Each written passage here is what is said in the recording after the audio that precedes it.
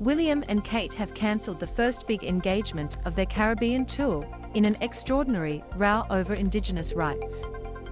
The royal couple had been due to begin their visit to Belize with a trip to a sustainable cocoa farm tomorrow. But the charm offensive got off to a rocky start yesterday when villagers in Indian Creek staged a protest, describing the visit as colonialism and a slap in the face. They are said to be particularly outraged that William and Kate's helicopter was given permission to land on their football field without consultation. Camera icon villagers in Indian Creek, Caribbean protest Prince William and Kate's trip to visit them. Supplied. The protest was part of a long-running row over communal land rights. Last night Kensington Palace announced that the village visit was scrapped. The Duke and Duchess of Cambridge leave the UK later on Saturday to fly to Belize and will enjoy an official welcome at the airport before meeting the Prime Minister.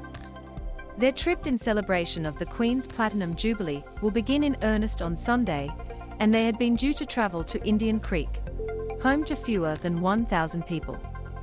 Your cookie settings are preventing this third-party content from displaying. If you'd like to view this content, please adjust your cookie settings. To find out more about how we use cookies, please see our cookie guide.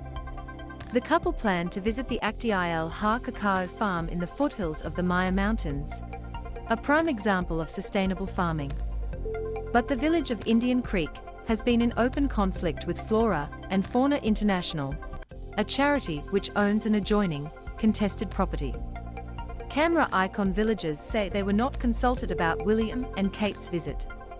Supplied. William has been FFI's patron since 2020, the latest in a line of royals stretching back to George VI. Villagers are involved in a highly emotional fight against the state and FFI, which works to protect ecosystems worldwide, over the rights to lands lost in the colonial era. In particular, they are angry about 12,000 acres of land that agents working for FFI have told them is private property and not for communal use.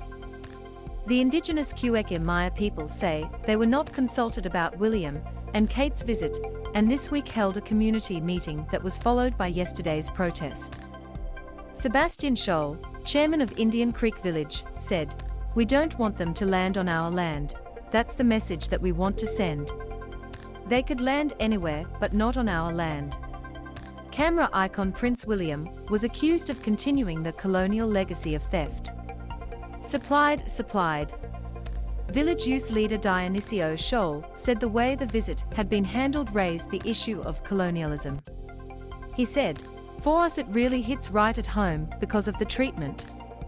The organizers said we had to let them use the football field and that people were coming to our village, and it had to look good. But they didn't want to divulge who.